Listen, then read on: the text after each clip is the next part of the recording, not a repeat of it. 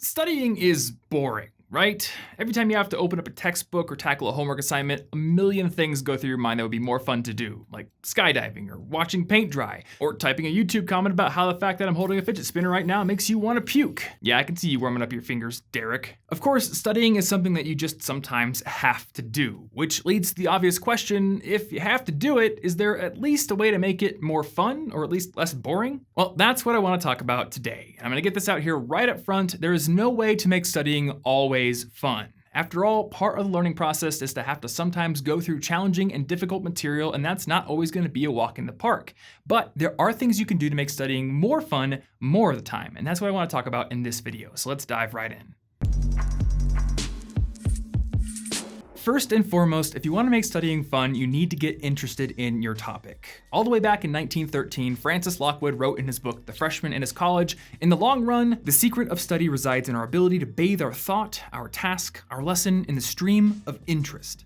But how exactly do you gain that interest? Well, you certainly don't do it by jumping straight into the minute details. To gain an interest that's truly strong enough to power you through the hours of rigorous study, you need to expose yourself to the truly exciting facets of the topic first. Nobody reads the history of Middle-earth before reading The Lord of the Rings, or at least watching the movies first. And nobody goes digging through C# documentation unless they're interested in building something in C#, like a video game. That's why Bill Nye made Bill Nye the Science Guy, why Carl Sagan made Cosmos, and why David Attenborough helped to make Planet Earth. These three men are known first and foremost as science popularizers because they knew what it took to get the public interested in science. They knew that showing electricity in action or showing a shark hunting its prey is far better at generating that needed initial spark of interest than talking immediately about Ohm's law or talking about how the dorsal fin affects fluid dynamics. And the best teachers in the world understand this innately. They know that they need to get their students initially excited about the topic before they jump right into the rigorous, minute details. But if your teacher's not good at that, you can do that yourself. One great way to do this is to find a book or a movie or a podcast or even a video game that can give you an initial high-level introduction to the topic in an entertaining way, or that's somehow connected to it. I'll use my girlfriend Anna as an example. Anna is somebody who really doesn't like to read a whole lot of nonfiction. But last year we took a trip to St. Louis to go to City Museum, and on the way we listened to a podcast called Hardcore History. And if you haven't listened to this podcast before, it is one of the downright most entertaining podcasts in the world. It is my personal favorite podcast, and the particular episode we were listening to was talking about ancient Persia. After we listened to that episode, Anna actually got interested in the topic and she went and bought the book Persian Fire by the historian Tom Holland.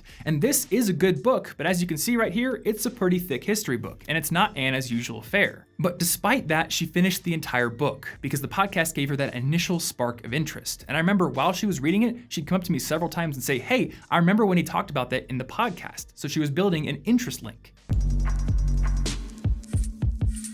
A second tip that'll help you become more interested in anything you're studying is to adopt a growth mindset. Carol Dweck's book, Mindset, The New Psychology of Success, contrasts people with fixed mindsets, people who essentially believe that talent or intelligence is fixed and doesn't change, with people who have growth mindsets, people that believe anything can be changed and improved upon. Early on in the book, Dweck demonstrates how the mindset that you have also plays a huge role in how interested you'll be in your studies, especially when the going gets difficult. During her research for the book, she followed pre-med students who were taking an initial chemistry course during their freshman year of college. And in this course, the average exam grade was a C+. It was one of those weed out courses that's basically designed to be difficult so it weeds out people who are not a good fit for the medicine program right at the start. In the book, she reported that most students started out pretty interested in chemistry. Yet, over the semester, something happened. Students with the fixed mindset stayed only interested when they did well right away.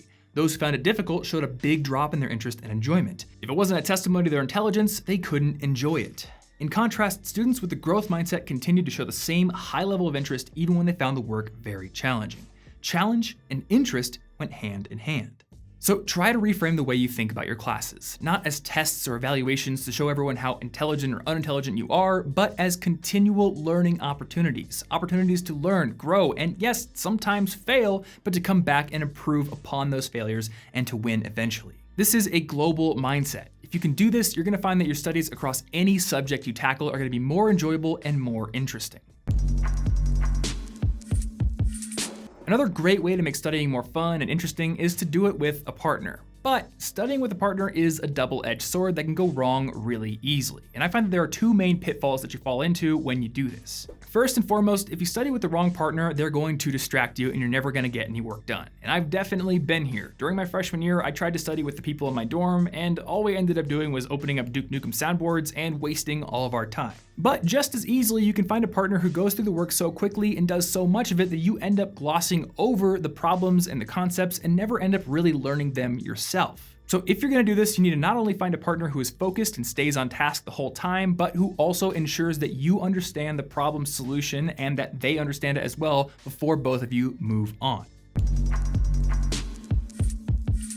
The next tip is to change your environment in non-distracting ways that make studying more enjoyable. And there are a lot of ways you can do this. One of the best ways is to find a study playlist that you enjoy listening to that doesn't distract you. And I've been making a playlist here on YouTube called the Ultimate Study Music Playlist for a few years that works really well when I need to get some work done. It can also help to find a study spot that you really enjoy being in, like your favorite spot in the library or a good coffee shop, or maybe study with a cat. And having a good drink next to you while you study definitely helps as well. Pretty much every single morning, I make a pot of cinnamon clove tea, which is basically my favorite kind of tea, and I drink that while I do some writing. And it might sound weird to you, but the ritual of having that pot of tea and being able to pour multiple glasses while I write makes the process of writing more enjoyable. So I do it.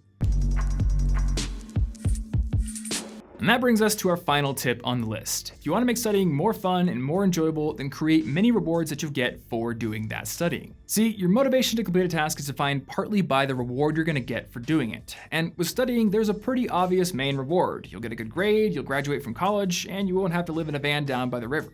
But that doesn't have to be the only reward you give yourself. You can also create mini rewards that can be an incentive for finishing assignment or even just putting an amount of time in. Now, you've probably all seen the gummy bear trick on Facebook, and that might work for some people. I think I would just eat all the gummy bears and close my book right away. But for the most part, these rewards should be high density fun. Letting yourself go out with friends or letting yourself play Overwatch for a while, something that isn't stupid like scrolling through Facebook for 5 minutes. It's also important to plan out the details of these mini rewards in advance. As the author Piers Still talks about in his book, The Procrastination Equation, rewards are a lot more motivating when they're pre-planned because they build anticipation. You know in the back of your mind that once you finish studying, you're gonna get to do something fun, and that's gonna further increase your motivation to power through that study session.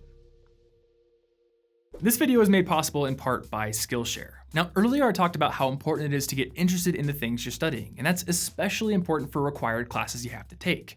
But there are also things that you've probably always wanted to learn, things you already have an interest in, like maybe playing the guitar like I am, or learning digital illustration, or maybe just learning how to cook so you don't have to keep living off of Hot Pockets every day. If that's the case, then you should definitely give Skillshare a try. With over 16,000 courses in a ton of different topics, there's something for almost everybody, and almost all their courses include challenges and projects that you can tackle to start putting what you're learning into action right away. A premium membership on Skillshare will run you about $10 a month, which basically makes it a Netflix subscription that'll actually make you smarter, but the first 500 people that click the link in the description below and sign up will get a free 2-month trial of unlimited learning. And trust me, in 2 months, you can learn a lot. So if you're interested, definitely go give that link a try. I want to give a big thanks to Skillshare for sponsoring this video and supporting this channel, and thank you so much for watching. If you found this video helpful, give it a like, and if you have additional tips that I didn't mention here, definitely go down in the comments and share them so other students can benefit. You can also hit that subscribe button right there to get new videos every single week, and if you want a free copy of my book on how to earn better grades, click right there. Additionally, you should definitely go check out this week's podcast episode where we discuss a book called Essentialism, which is one of the best books I've read this year, so click right there if you want to check it out, or click right there for another video on this channel. Thank you so much for watching, and I'll see you guys next week.